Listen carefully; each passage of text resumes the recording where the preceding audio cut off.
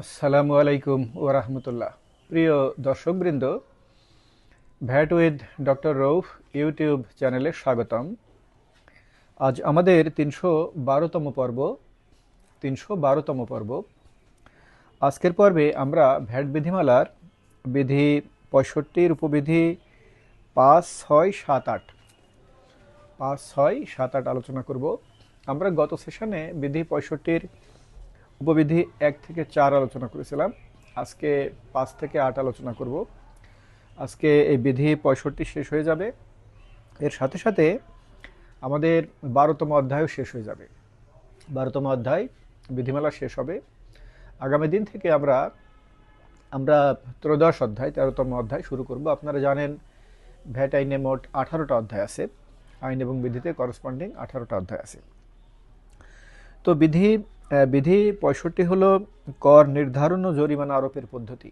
কর নির্ধারণ ও জরিমানা আরোপের পদ্ধতি। আমরা গত সেশনে দেখেছিলাম যে কোন কর্মকর্তা প্রাথমিক কারণ দর্শানোর নোটিশ জারি করেন, এ পর্যন্ত আমরা দেখেছিলাম যে ধারা ৮৫-তে যে ১৭টা পয়েন্ট আছে, সেই পয়েন্টের ক্ষেত্রে ধারা ৮৬-তে বর্ণিত স্ল্যাব অনুযায়ী যথাযথ কর্মকর্তা প্রাথমিক কারণ দর্শানোর নোটিশ জারি করেন এবং এই ১৭টা পয়েন্টের বিপরীতে জরিমানার পরিমাণ ধারা ৮৫-তে নির্ধারণ করা আছে।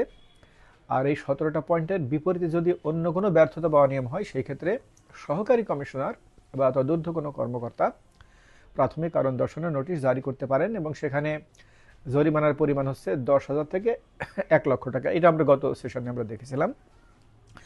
আজকে আমরা দেখব উপবিধি ৫। উপবিধি ৫ হলো ফর মূসক ১২.১২ এর মাধ্যমে জারিকৃত প্রাথমিক কারণ দর্শানোর নোটিশ ও ফর মূসক ১২.১৩ এর মাধ্যমে নোটিশ চূড়ান্তকরণের লক্ষ্যে ধারা ৭৩ এর উপধারা ২ এ বর্ণিত বিধান অনুসরণ করিতে হইবে। এই যে এখন প্রাথমিক কারণ দর্শানোর নোটিশ জারি করা হলো, তারপরে চূড়ান্ত দাবিনামা জারি করতে হবে, মাঝখানে আরও কিছু কাজ আছে, মাঝখানে হিয়ারিং নিতে হবে। যদি তিনি নিবন্ধিত ব্যক্তি যদি কোনো জবাব প্রদান করেন, সেটা পর্যালোচনা করতে হবে। কোনো সময় তদন্ত করানো হয়, অতিরিক্ত তদন্ত করানো হয়।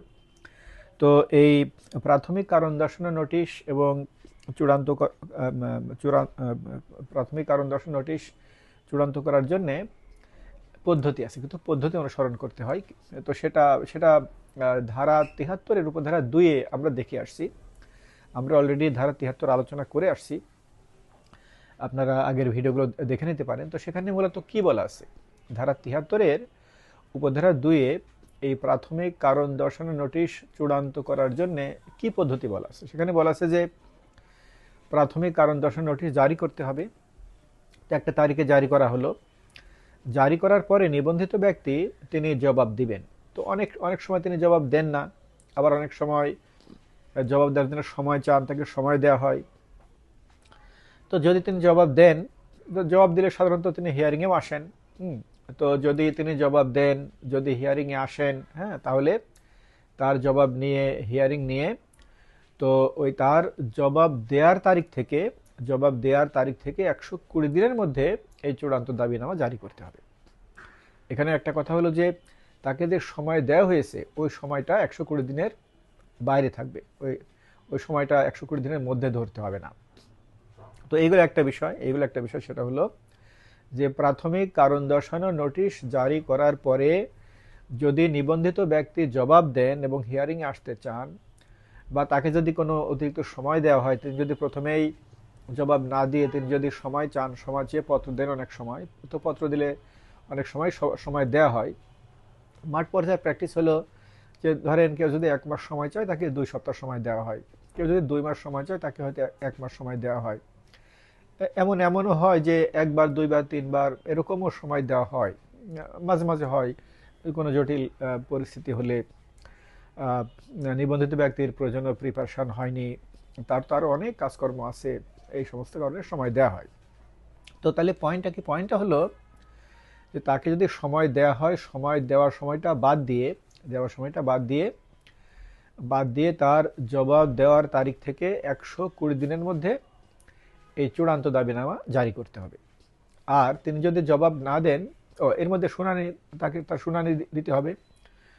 শুনানি দিয়ে তারপরে চূড়ান্ত, তিনি যদি শুনানিতে আসেন, চূড়ান্ত দাবিনামা জারি করতে হবে। তাহলে তাহলে কি দাঁড়ালো? দাঁড়ালো হলো, তিনি যদি, তাকে যদি সময় দেওয়া হয়, সময়টা বাদ দিয়ে তিনি যদি জবাব দেন, তাহলে জবাব দেওয়ার তারিখ থেকে 120 দিনের মধ্যে, এর মধ্যে তিনি যদি শুনানিতে আসেন, তার শুনানি দিয়ে এরপরে জবাব দেওয়ার তারিখ থেকে 120 দিনের মধ্যে চূড়ান্ত দাবিনামা জারি করতে হবে। আর তিনি যদি জবাব না দেন, তিনি জবাব না দিলে সাধারণত তিনি শুনানিতেও আসেন না। তো আসতেও পারেন, যদি জবাব না দেন, যদি তাকে শুনানির সময় দিয়ে চিঠি দিতে হয়, বা প্রাথমিক কারণ দর্শন নোটিশে লিখে দেওয়া হয় যে আপনি শুনানিতে আসতে আগ্রহী কিনা। তো যদি তিনি জবাব না দেন, তাহলে তো তিনি আগ্রহ প্রকাশ করেন না, করার সময় পান না। অনেক সময় আগ্রহ প্রকাশ করেন, এটা ডিপেন্ড করে যাই হোক আর কি। তো যদি তিনি জবাব না দেন, তাহলে সাধারণত তিনি শুনানিতে আসার আগ্রহ প্রকাশ করেন না, শুনানিতে আসেন না। তাহলে জবাব না দিলে প্রাথমিক কারণ দর্শানোর নোটিশ জারি তারিখ থেকে 120 দিনের মধ্যে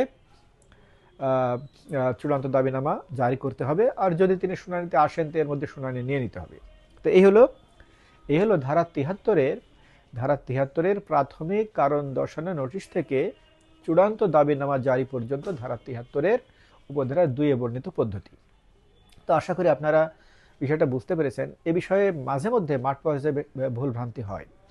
অনেক সময় দেখা যায় যে এই 120 দিন, কোন তারিখ থেকে 120 দিন গণনা করতে হবে, এইটা মাঝে মধ্যে কেউ বুঝতে পারে না, বা হয়তো অনেক সময় ভুলভ্রান্তি হয়ে যায়।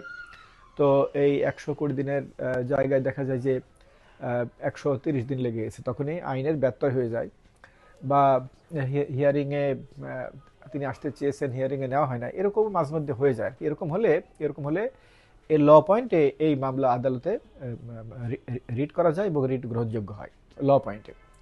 আপনারা জানেন যে মূলত মামলার ভিতরে দুই ধরনের পয়েন্ট থাকে, আছে ল পয়েন্ট আর আছে ফ্যাক্ট। তো ল পয়েন্টে আদালত রিট গ্রহণ করে।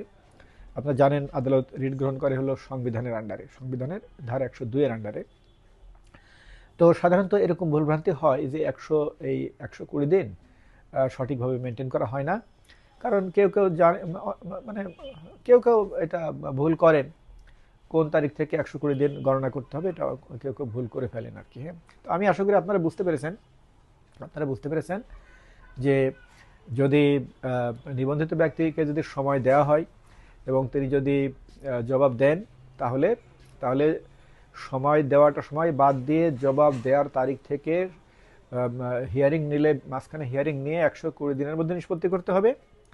আর যদি তিনি জবাব না দেন, তাহলে প্রাথমিক কারণ দর্শন নোটিশের তারিখ থেকে যদি হিয়ারিং নিতে হয়, এর মধ্যে হিয়ারিং নিয়ে প্রাথমিক কারণ দর্শন নোটিশের তারিখ থেকে 120 দিনের মধ্যে চূড়ান্ত কারণ দর্শন নোটিশ, চূড়ান্ত দাবিনামা জারি করতে হবে।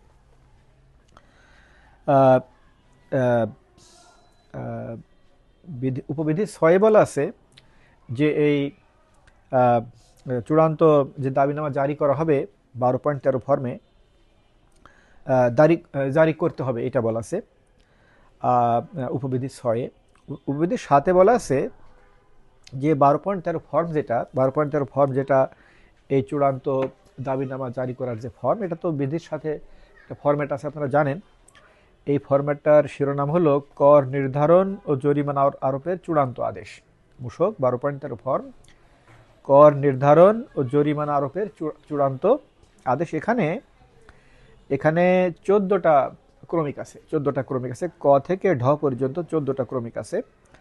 তো যদি বিচারাদেশ প্রদানকারী কর্মকর্তা যদি মনে করেন যে আরও কিছু ক্রমিক এখানে অন্তর্ভুক্ত করা দরকার, আরও কিছু তথ্য অন্তর্ভুক্ত করা দরকার, সেটা করা যাবে, কোনো সমস্যা নেই, করা যাবে।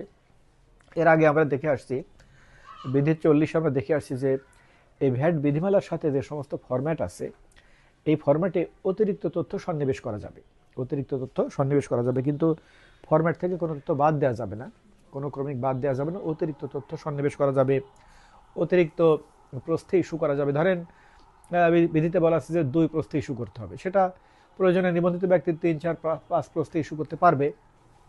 ধরেন ওনার মূসক চালান, ওনার হলো ওনার প্রকিউরমেন্ট ডিপার্টমেন্টে একটা দিতে হয়, ওনার একটা ডিপার্টমেন্টে একটা দিতে হয়, তো সেক্ষেত্রে উনি একাধিক ইস্যু করবেন, কোনো সমস্যা নেই। তো এখন আমরা যেটা জানলাম যে বিচার আদেশে, এই চূড়ান্ত কর নির্ধারণী আদেশে মূসক 12.13 ফর্মের যে ফরম্যাট, এখানে অতিরিক্ত তথ্য সন্নিবেশ করা যাবে। উপবিধি 7 হলো নির্ধারিত সময়ের মধ্যে কারণ দর্শানো নোটিশের জবাব পাওয়া না গেলে যথোপযুক্ত কর্মকর্তা প্রাপ্ত দলিলাদির ভিত্তিতে কর নির্ধারণ ও জরিমানা আরোপ করিয়া আদেশ জারি করিতে পারবেন। এটা অলরেডি আমরা আলোচনা করেছি যে তিনি যদি জবাব না দেন, তিনি জবাব না দিলে বিচারকারী কর্মকর্তার কাছে যে সমস্ত তথ্য দলিলাদি আছে তার ভিত্তিতে প্রাথমিক কারণ দর্শানোর নোটিশ জারি তারিখ থেকে 120 দিনের মধ্যে এই চূড়ান্ত দাবিনামা জারি করতে হবে। এরপরে চূড়ান্ত দাবিনামা জারি হয়ে গেলে এরপরে নিবন্ধিত ব্যক্তি নির্দিষ্ট সময়ের মধ্যে তিনি আপিল করতে পারবেন।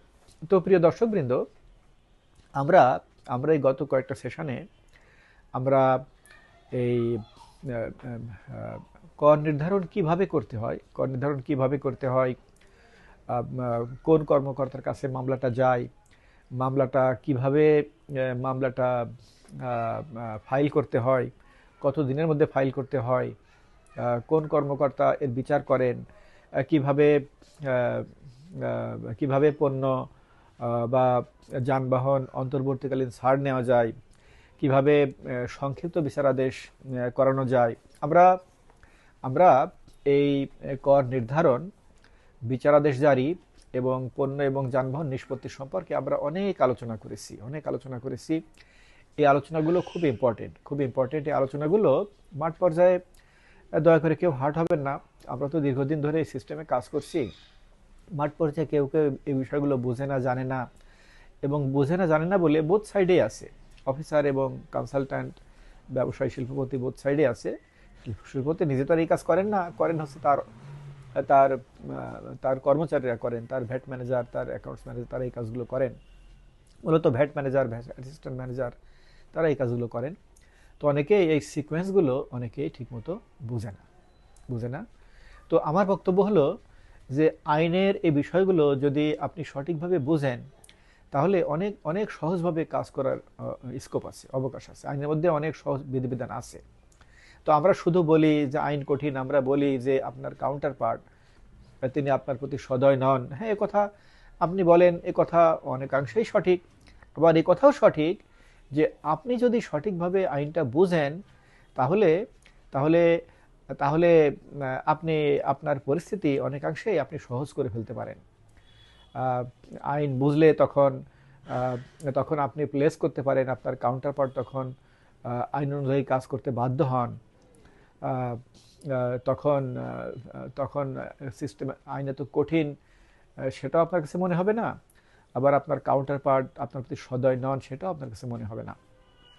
100% সমস্যার সমাধান হয়তো করা যাবে না, কিন্তু আইনটা সঠিকভাবে বুঝে আপনি অনেক সমস্যার সমাধান করে ফেলতে পারবেন। এ কথা সঠিক। গতকাল আমি একজন ব্যবসায়ী নেতার সাথে এই নিয়ে কথা বলছিলাম। তো তাকে আমি এই কথাটা বললাম যে ভাই, আপনার সদস্যরা কি সব আইনকানুন সঠিকভাবে জানেন? তিনি বললেন যে না, জানে না। তখন আমি বললাম যে আচ্ছা, আপনি বলেন তো, যদি আপনারা সঠিকভাবে আইনকানুন জানেন, জেনে যদি আপনি অফিসারের কাছে সঠিকভাবে প্লেস করতে পারেন, তাহলে কি অনেক সমস্যার সমাধান হয়ে যায় না? তিনি বললেন যে জি, যায়। তখন আমি বললাম যে ঠিক আছে, আপনি একটা কর্মশালার আয়োজন করেন, আমরা ভ্যাট ফোরামের পক্ষ থেকে সেখানে আমরা কোনো ফি নেব না, আমরা উপস্থাপন করব। তো প্রিয় দর্শকবৃন্দ, আজকের মতো এখানে শেষ করলাম। অনেক ধন্যবাদ। খোদা হাফেজ। আসসালামু আলাইকুম ওয়া রাহমাতুল্লাহ।